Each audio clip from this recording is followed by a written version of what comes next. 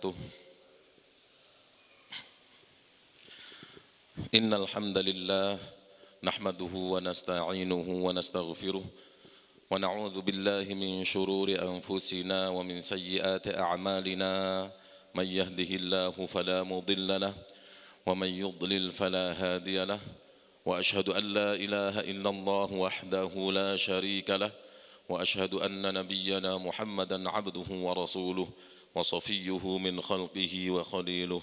بلغ الرسالة وأدى الأمانة ونصح الأمة وجاهد في الله حق جهاده حتى أتاه اليقين.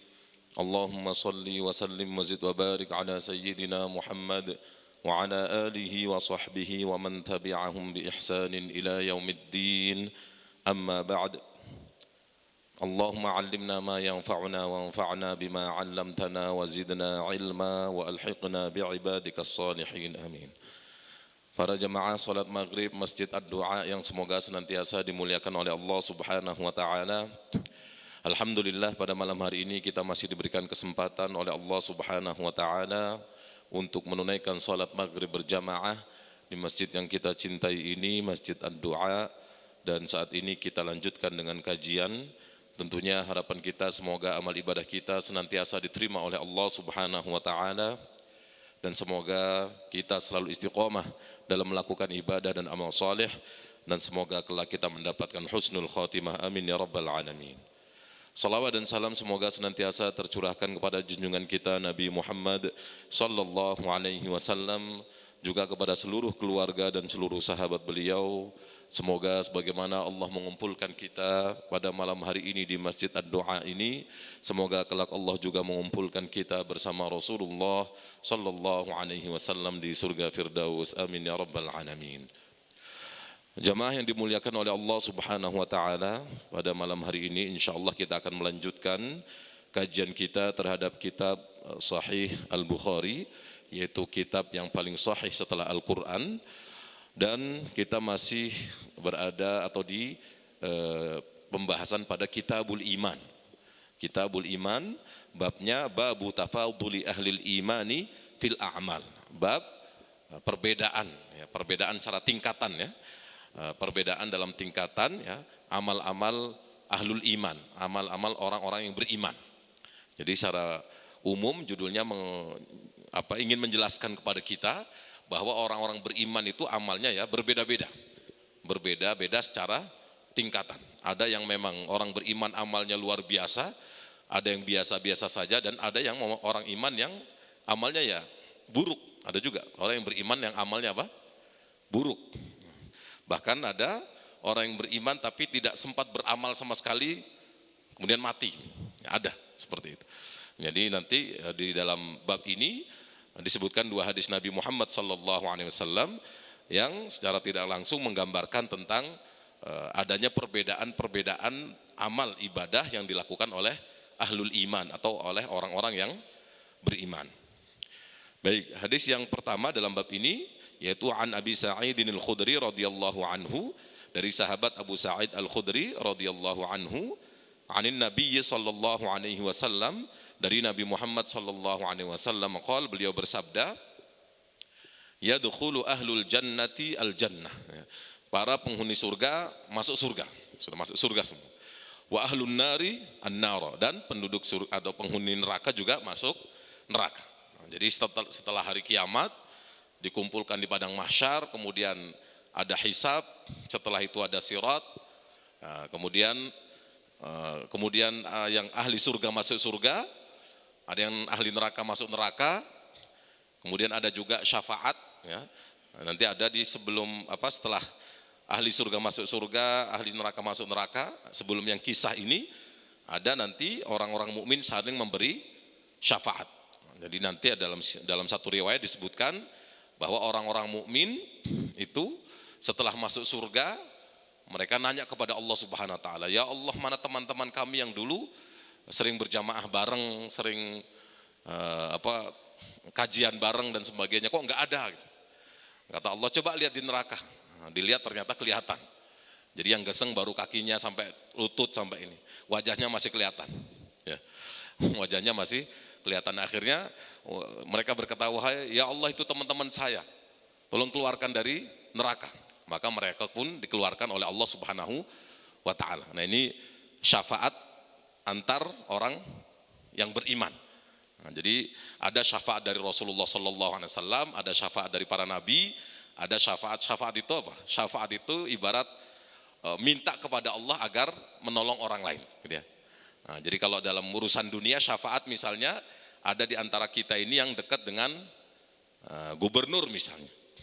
Ada yang dekat dengan gubernur, ada di antara kita yang ada perlu dengan beliau tapi tidak ada akses ke sana kecuali melalui teman kita itu. Nah, itu syafaat. Teman kita bantuin kita. Nah, syafaat itu di dunia seperti itu. Nah, syafaat di dunia ada yang haram juga. Nah, syafaat di dunia itu apa? Ya contohnya ada orang melakukan kriminal yang harus dihukum, kemudian minta tolong kepada temannya agar menyampaikan kepada pihak yang berwenang, bilang itu teman saya, apa saya tolong dong jangan dihukum, padahal sudah. Nah ini kan minta tolong pada dia agar disampaikan ke yang berwenang ini agar tidak dihukum, padahal sudah salah dan seterusnya. Ini syafaat yang tidak boleh. Nah, jadi kalau kita ingat hadis Rasulullah Sallallahu Alaihi Wasallam ya, ketika ada seorang wanita pada zaman Nabi Muhammad Sallallahu Alaihi Wasallam yang mencuri dan sudah terbukti dan akhirnya sudah sampai kepada Nabi Muhammad Sallallahu Alaihi Wasallam dan harus dipotong tangannya karena yang dicuri itu sudah mencapai nisab curian. Nah, jadi dalam curian itu ada nisab.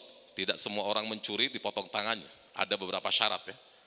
Nah, setelah sampai kepada Nabi dan mau dihukum, orang-orang mengatakan, wah ini wanita yang mulia dari kalangan status sosial yang tinggi. Nah, jangan sampai dia dipotong, kasihan. Akhirnya mereka mengatakan, coba siapa yang bisa melobi Rasulullah Sallallahu Alaihi Wasallam biar tidak divonis atau tidak diberlakukan hukuman itu. Akhirnya mereka melobi sahabat Usamah bin atau Zaid bin Harithah ya, dalam riwayat itu Zaid bin Harithah. Nah, kemudian mereka melobi dan Zaid menyampaikan kepada Rasulullah Sallallahu Alaihi Wasallam, maka Rasulullah di situ marah dan beliau bersabda, atashfa'u, apakah engkau memberi syafaat? Atashfa'u fi haddim min hududillah, apakah engkau minta syafaat atau memberi syafaat dalam hukuman yang telah Allah tetapkan gitu ya. Maka kemudian Rasulullah bersabda, nah ini menggunakan kata syafaat, apakah engkau memberi syafaat? Nah syafaat itu kita tadi menjadi perantara untuk menolong orang. Nah, dari perantara ini tadi kalau model yang seperti ini tidak boleh ya. Tapi ada juga memberi syafaat di dunia ini yang dibolehkan tentunya. Nah, tadi ada teman kita yang terzolimi, dia tidak ada yang bela, nah, dia ingin mengadu ke pihak yang lebih tinggi tapi tidak punya akses, kita punya akses, kita bantu dia, sampaikan ke atas, nah kita berarti memberi syafaat, itu namanya syafaat. Nah nanti di akhirat juga ada syafaat Rasulullah Sallallahu Alaihi Wasallam, jelas syafaat yang paling agung, yaitu Rasulullah minta kepada Allah Subhanahu Wa Taala agar misalnya umatnya diselamatkan dan seterusnya. Nah, ada juga syafaat antar orang-orang mukmin. Jadi nanti ada orang-orang mukmin yang sudah masuk surga, mereka nyari-nyari temannya di surga nggak ada. Ya, mereka akan tanya kepada Allah, ya Allah mana teman-teman saya dulu yang sering bareng kajian di doa misalnya. Kok yang jadi kalau sudah di surga mereka bukannya egois, enggak, mereka langsung tanya kepada Allah, mana teman-teman saya yang sering jamaah dulu di doa atau di mana dulu kami puasa bareng, sholat jamaah bareng, haji bareng, kok nggak ada di surga ini? Dicari-cari nggak ada. Maka Allah berfirman kepada mereka, coba cari teman-teman kalian di dalam neraka. Kalau ada panggil suruh masuk surga. Nah, ini memang di akhirat nanti rahmat Allah luar biasa ya. Nah, jadi Rasulullah bersabda ya, bahwa Allah ini mempunyai 100 rahmat. Nah, yang rahmat yang diturunkan di dunia ini baru 1 dari 100 itu. 99-nya nanti di akhirat setelah kiamat itu. Itu 99-nya. Nah, salah satunya itu ketika orang mukmin pada protes, ya bahasa dalam tanda kutip ya, kepada Allah, ya Allah masa teman-teman kami nggak ada, mana mereka? Ya, Allah menyuruh mereka ngecek di dalam neraka. Ya, mungkin kelihatan neraka di bawah, surga di atas. Nah, kelihatan ada ya orang-orang yang wajahnya masih masih nampak lah ya, masih kenal. Kata Allah Subhanahu wa taala, panggil teman-teman kalian yang sudah di neraka itu suruh masuk surga. Nah, ini syafaat ya. Jadi orang-orang tadi minta kepada Allah agar teman-teman tadi yang sudah masuk apa? Neraka disuruh ke surga. Nah, mereka minta kepada Allah dan Allah nyuruh mereka manggilin itu. Dipanggil, akhirnya masuk surga bareng. Nah, jadi masuk surga apa? Bareng. Ya, kita semoga saling memberi apa? Syafaat nanti seperti itu. Makanya kalau di antara kita ada perbedaan-perbedaan kecil, ya biasa saling memaafkan dan seterusnya. Jangan kalau ada masalah dikit bencinya sebenci-bencinya, tidak. Namanya di dunia ini kan mesti ada perbedaan pemahaman, ada perbedaan atau gesekan dan sebagainya. Jadi kalau kita ada hal-hal kecil-kecil perbedaan biasa. Jangan sampai ada muncul kebencian yang sangat sampai kita melakukan hal-hal yang tidak wajar ya. Nah, karena apa? Bisa jadi nanti di akhirat kita membutuhkan syafaat teman-teman itu. Nah, mungkin di dunia kita punya perbedaan dan seterusnya. Yang namanya di dunia, namanya manusia mesti punya pendapat, punya kecenderungan. Nah, jangan sampai itu jadi alasan kita saling apa? Benci sebenci-bencinya sampai tidak mau negur dan sebagainya. Nah, bisa jadi kita nanti di akhirat butuh syafaat dia. Untuk apa? Ya tadi bisa jadi kita tidak tahu siapa yang masuk neraka, siapa yang masuk surga. Ini jadi nanti di apa? Jadi serem ya. Jadi di akhirat itu setelah semua yang masuk surga tadi kena syafaat dan seterusnya, nanti sudah selesai, semua masuk surga semua masuk neraka selesai. Nah, maka nanti Allah Subhanahu wa taala berfirman kepada para malaikat. Nah, ini setelah berapa tahun? Ya, tidak tahu ya. Jadi setelah selesai yang ahlu surga masuk surga, ahlu neraka masuk neraka, maka setelah beberapa waktu ya, semua di sini summa yaqulullahu ta'ala, kemudian Allah berfirman kepada para malaikat, memerintahkan para malaikat, akhriju man kana fi qalbihi mithqalu habbatin min khardalin min iman. Ya.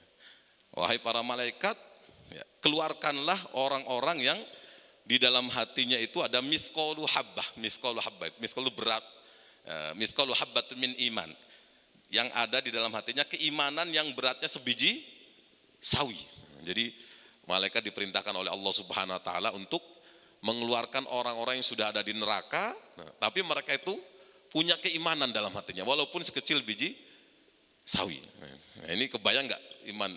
Kalau ulama mengatakan ya imannya sebenarnya utuh, cuman amalnya yang sekecil biji sawi. Nah, jadi kalau iman ya harus utuh ya, iman kepada Allah, kepada para malaikat, kepada para rasul, rukun iman yang 6 itulah ya.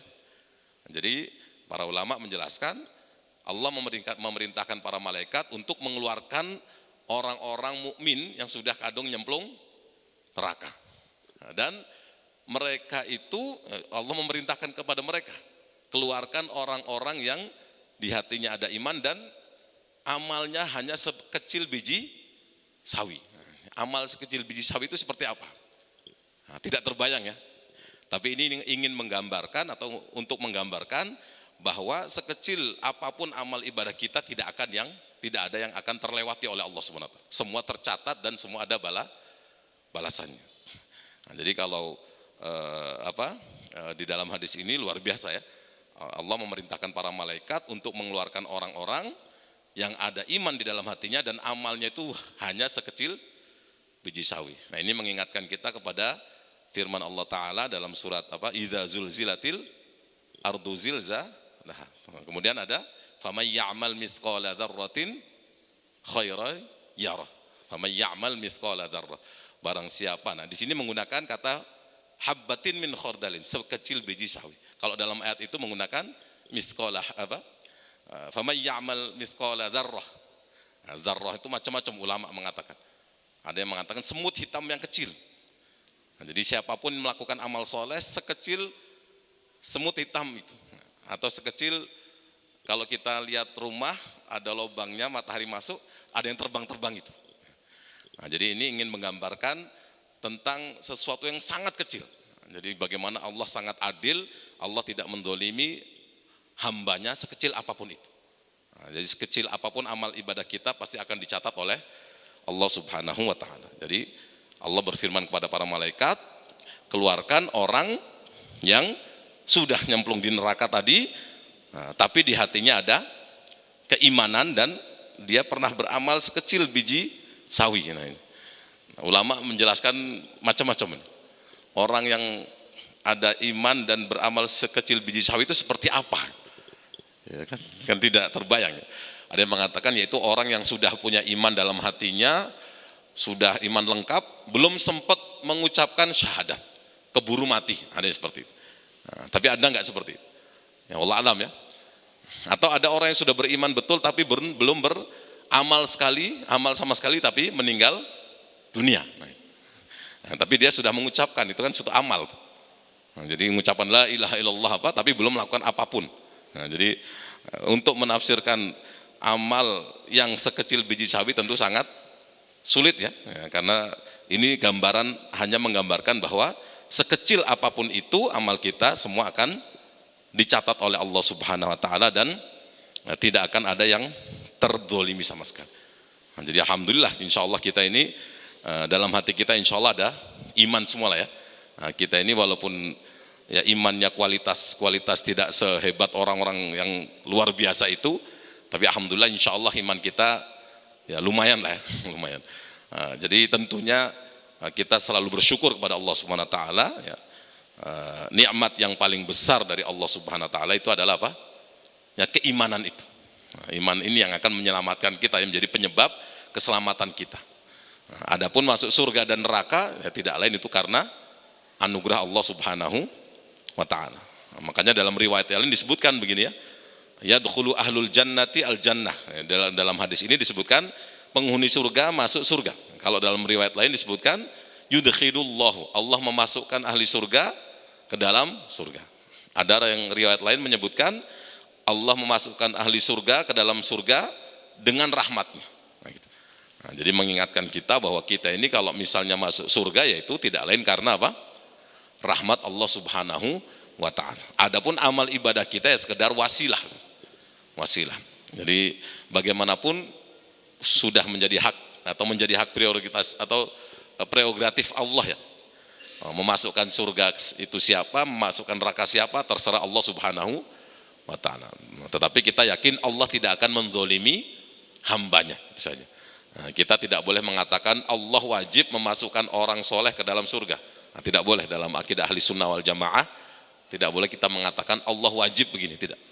Karena yang mewajibkan itu ya hanya Allah kan gitu ya.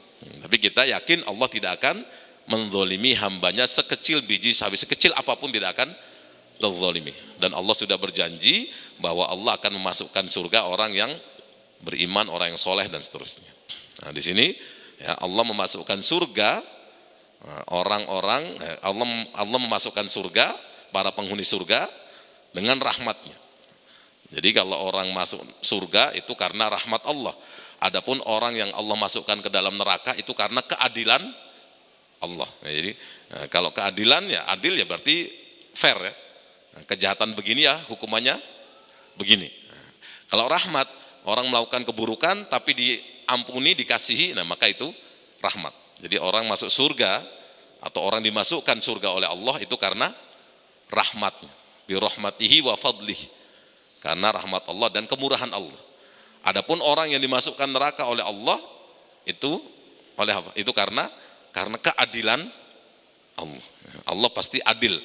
Nah, jadi makanya salah satu doa yang diajarkan oleh guru-guru kami itu kalau kita mensolati jenazah, kita mengatakan apa? Allahumma amilhu bifadlika wa la tu'amilhu. Allahumma amilhu bifadlika wa la tu'amilhu bi'adlik. Ya Allah bersikaplah, berinteraksi atau bersikaplah kepada jenazah ini dengan kemurahanmu. Jangan bersikap kepada jenazah ini dengan keadilanmu. Karena kalau dengan keadilan ya berat ya. Nah, karena bagaimanapun amal ibadah kita ini tidak bisa tidak sebanding dengan nikmat yang Allah berikan. Nah, kalau hitungan adil kan seimbang ya. Jadi kalau amal-amal kita ditimbang dengan nikmat yang Allah berikan, nggak ada apa-apanya.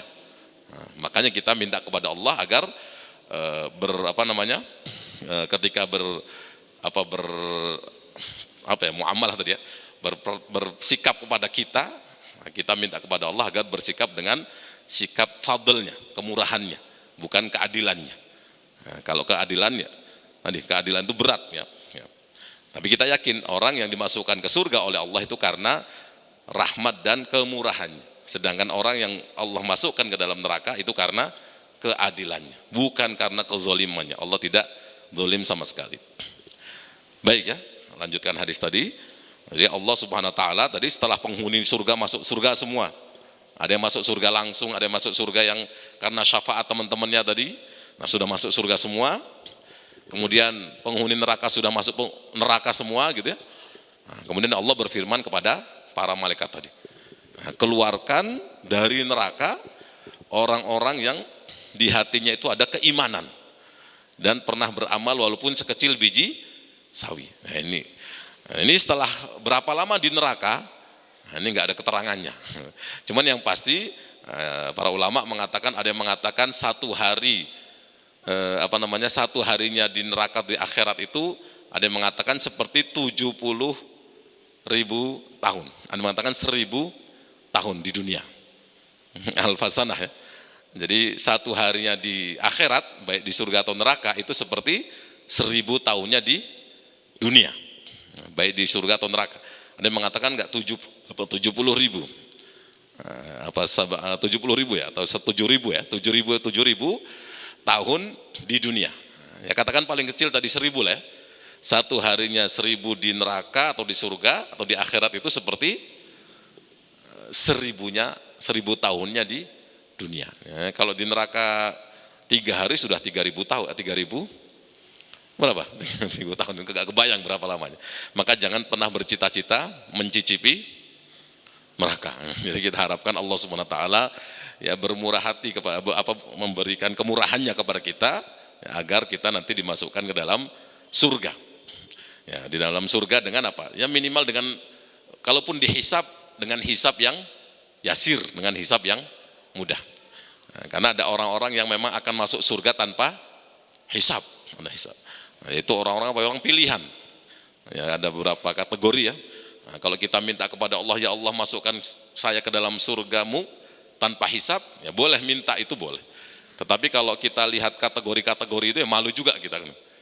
Nah, tapi menjadi minimal kita minta kepada Allah, Allahumma hasibni hisaban yasiro. Jadi ada doa Rasulullah sallallahu alaihi wasallam ya. Jadi Rasulullah sallallahu alaihi wasallam pernah sholat malam sujud, doa didengar oleh Sayyidah Aisyah. Beliau berdoa, Allahumma hasibni hisaban yasiro. Ya Allah, hisablah aku dengan hisab yang ringan. Sayyidah Aisyah bertanya, wahai Rasulullah, setelah selesai sholat, hisab yang ringan itu bagaimana? Hisab yang ringan itu apa? Yaitu ketika kita sudah diperlihatkan semua catatan amal kita yang baik dan buruk, ya, mesti banyak yang buruknya biasanya.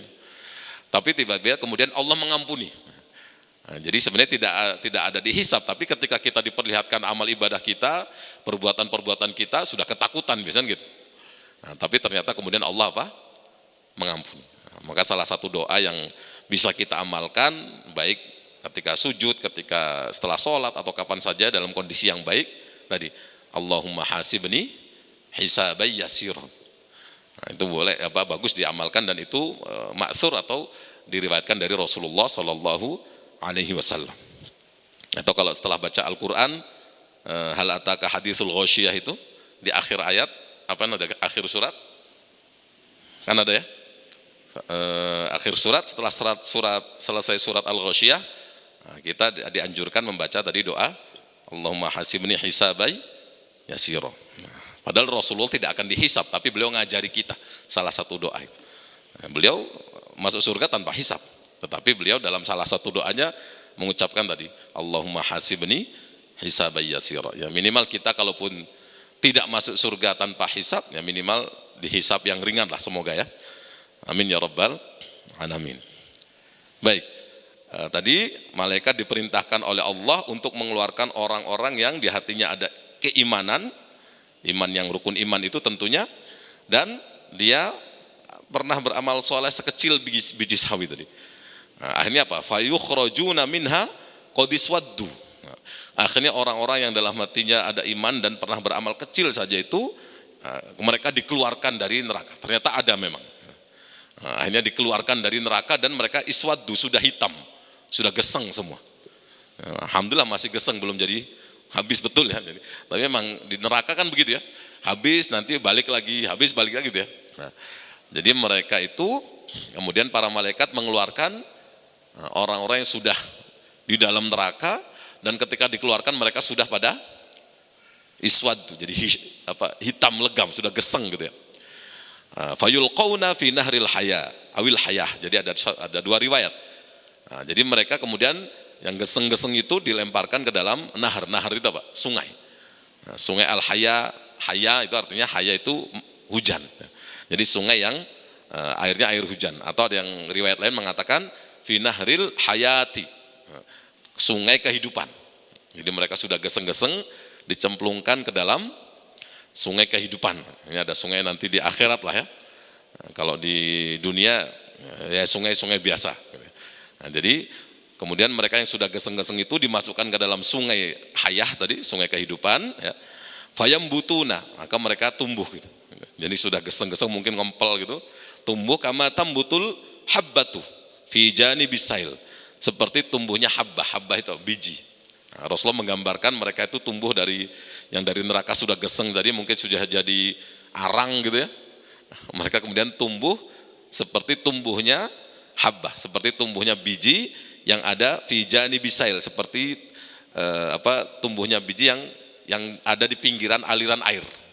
Jadi di pinggir aliran air gitu, kan biasanya ada biji kemudian tumbuh keluar apa? Kecambahnya dulu kan gitu ya.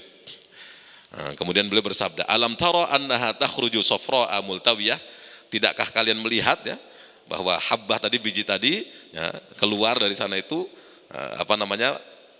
tunas ya. Tunas keluar dengan warna yang kuning dan nekuk gitu, melengkung gitu. Nah, maksudnya apa? Ini keluar dengan warna kuning berarti warna keluar dengan kalau manusia maksudnya yang di dalam neraka sudah jadi arang tadi, mereka tumbuh dan dengan wajah yang ceria, dengan wajah yang sangat ceria dan bahagia. Ya, karena apa tadi? Ya karena mereka sudah dikeluarkan dari neraka dalam kondisi yang sangat tersiksa. Nah, kemudian mereka hidup dihidupkan dalam kondisi yang segar dan akan dimasukkan ke dalam surga. Nah, tapi hadis ini temanya adalah bahwa nanti di akhirat atau di dunia ini memang ada orang ya berbeda-beda amalnya. Ada orang beriman yang as-sabiqun ya. Kalau kita dalam surat Al-Waqiah itu kan ada beberapa tingkatan orang ya, ada level-level itu. Nah, yang pertama was-sabiqun as-sabiqun ulaikal muqarrabun fi jannatin na'im ya. Ada juga ashabul yamin, sullatum minal awwalin wa sullatum minal akhirin. Kalau sabiqun sullatum minal awwalin wa qalilum minal akhirin. Nah, jadi kalau yang sabiqun, orang yang memang semangat ibadahnya luar biasa, itu sullatum minal awwalin. Mereka banyak dari kalangan yang dulu-dulu.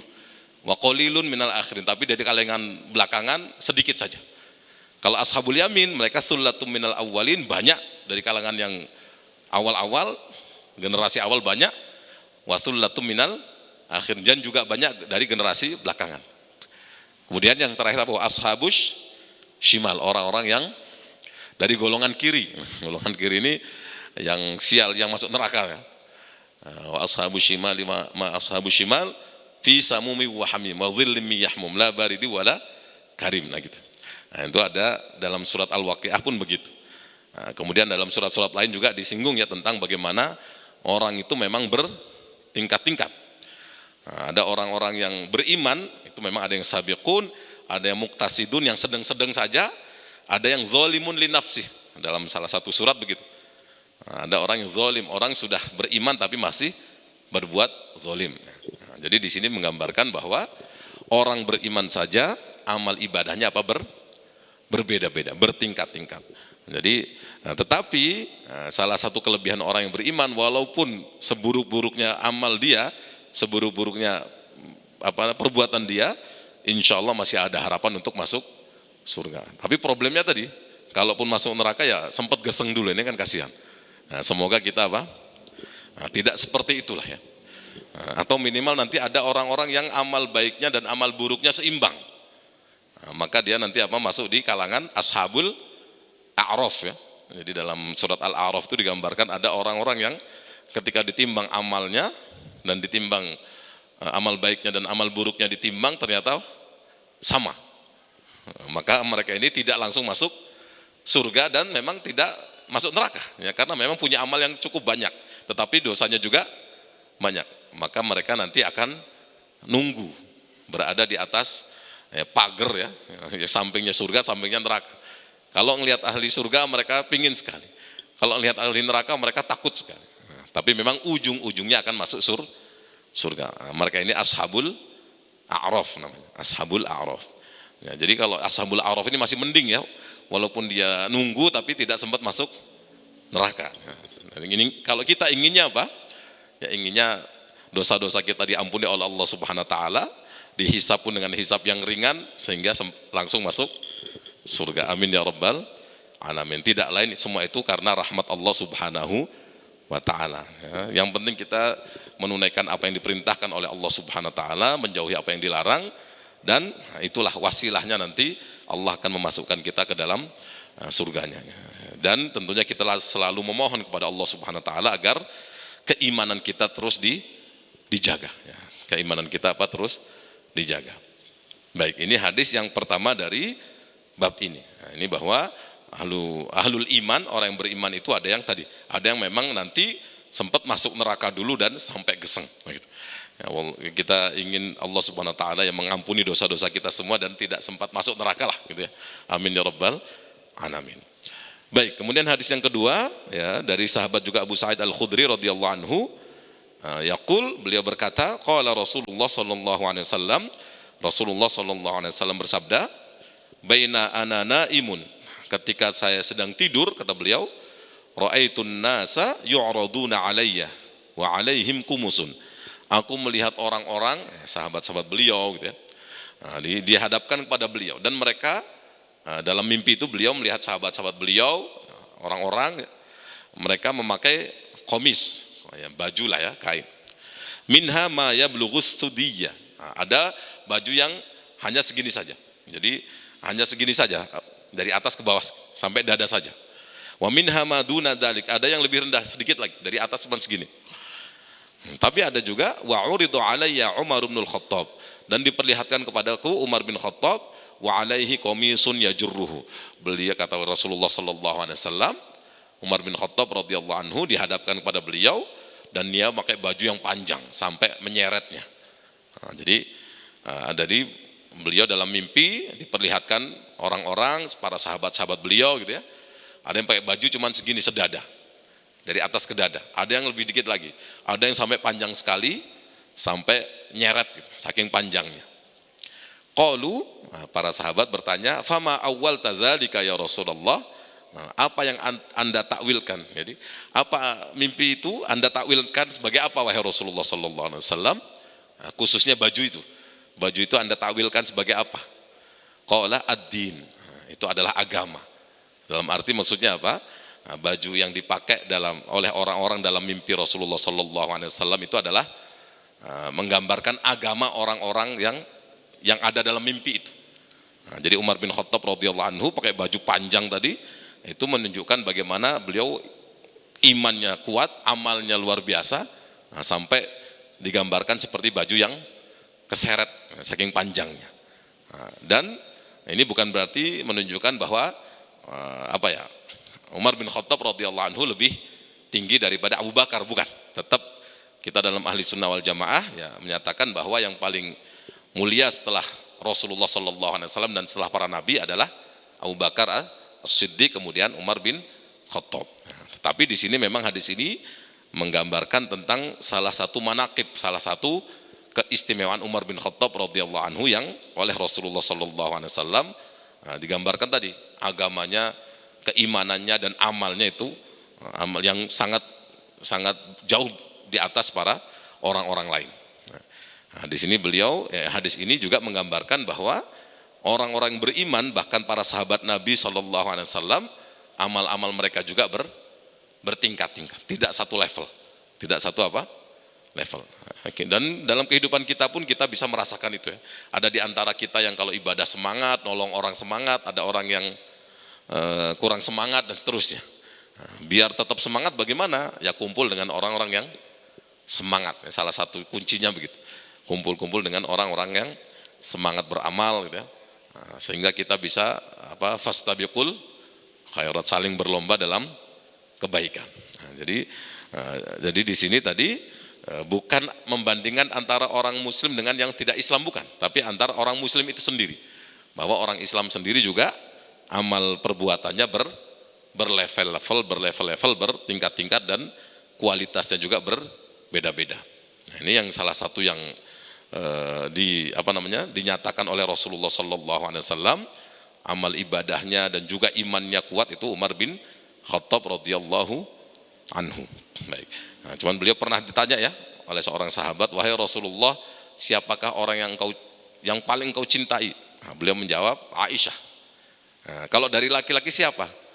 Nah, ayahnya, yaitu Abu Bakar Siddiq. Kemudian siapa? Kemudian Umar bin Khattab radhiyallahu anhu. Jadi ini Umar bin Khattab yang sehebat ini pun masih di bawah Abu Bakar Siddiq radhiyallahu anhu. Nah, ini tentu mereka orang-orang pilihan, bukan orang-orang biasa.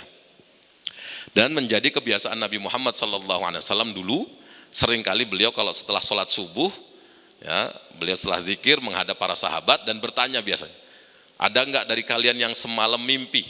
Nah, mimpi apa? Nanti beliau ketika ada yang menyampaikan, maka beliau akan menjelaskan, menakwilkan atau menafsirkannya. Tafsir apa?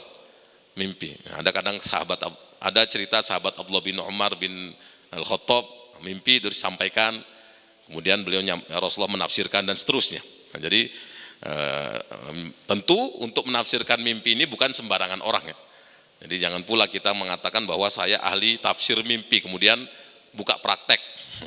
Siapa yang punya mimpi datang ke rumah saya tafsirkan. Enggak. Jadi bisa menafsirkan mimpi ini adalah mauhibah, anugerah dari Allah Subhanahu wa taala. Dan Rasulullah SAW tentu ya diberi kelebihan itu oleh Allah Subhanahu wa taala. Nah, dan kalau nabi yang lain yang masyhur dengan kelebihan beliau dalam menafsirkan mimpi adalah siapa? Nabi Yusuf ya, Nabi Yusuf alaihi salam. Nah, beliau juga masyhur dengan tafsir mimpi beliau ya, dengan kelebihan yang Allah berikan kepada beliau untuk menafsirkan mimpi. Nah, ada satu kitab yang masyhur milik Imam Ibnu Sirin ya, tafsir ahlam, tafsir mimpi. Nah, tetapi ada yang mengatakan itu penisbatannya ke Ibnu Sirin ini bermasalah, ada yang mengatakan begitu. Nah, jadi ini Rasulullah SAW memang beliau sering juga bermimpi dan kemudian beliau tafsirkan apa. Nah, jadi ini wahyu. Jadi kalau mimpi Rasulullah SAW itu apa? Wahyu. Karena wahyu yang datang ke Rasulullah SAW itu bermacam-macam. Ada yang melalui para malaikat, ada yang langsung Allah masukkan ke dalam hati beliau, ada yang datang dalam mimpi. Nah, ini seperti ini. Kemudian ada wahyu yang langsung Allah bawa ke Sidratul Muntaha ketika dapat wahyu untuk melakukan sholat 5 waktu. Ada yang wahyu yang Allah sampaikan melalui perantara malaikat Jibril, dan malaikat Jibril menyerupai manusia. Nah, jadi bermacam-macam ya. Nah, tapi kalau mimpi, maka tidak ada Al-Quran yang turun kepada Rasulullah SAW lewat mimpi. Walaupun mimpi beliau itu adalah wahyu. Jadi kalau kita belajar sirah Nabi Muhammad SAW, sebelum beliau menerima wahyu Iqra bismi rabbikal ladzi khalaq, beliau sudah menerima wahyu tapi berupa mimpi. Mimpi yang seperti cahaya terang itu. Jadi beliau sebelum menerima wahyu Iqra itu sudah menerima wahyu tapi dalam bentuk mimpi. Dan para nabi dulu ya, seperti Nabi Ibrahim ketika mendapat wahyu untuk menyembelih putra beliau, itu juga melalui apa? Mimpi. Ya gitu. Jadi bedanya ya, kalau para nabi tidak bisa setan masuk ke dalam tidurnya dan menakut-nakuti, tidak bisa. Kalau kita kan mimpi bisa jadi karena diri kita sedang sibuk apa, kebawa mimpi. Ada yang mimpi karena gangguan setan, ada juga. Mimpi basah dan sebagainya itu. Tapi kalau para nabi tidak ada. Para nabi itu mimpi ya wahyu. Ya, wahyu. Baik, jamaah yang dimuliakan oleh Allah Subhanahu wa taala, bab ini ya secara tidak langsung atau berisi tentang hadis yang memberitahu kita bahwa orang-orang beriman dalam amal-amal solehnya itu bertingkat-tingkat. Dan ada tadi rahmat Allah yang luar biasa, nanti orang yang sudah masuk neraka geseng itu ada yang akan masukkan ke dalam surga walaupun mereka hanya beramal sekecil biji sawi. Nah ini tentu kita berharap Allah Subhanahu wa taala mengampuni dosa-dosa kita dan memasukkan kita ke dalam surga tanpa sempat mencicipi neraka. Salah satu doa yang bisa kita baca tadi apa? Allahumma hasibni hisabai yasiro. Ya Allah, hisablah, hisab ini, hisab itu ya, melakukan perhitungan ya. Hisablah aku dengan hisab yang mudah atau yang ringan.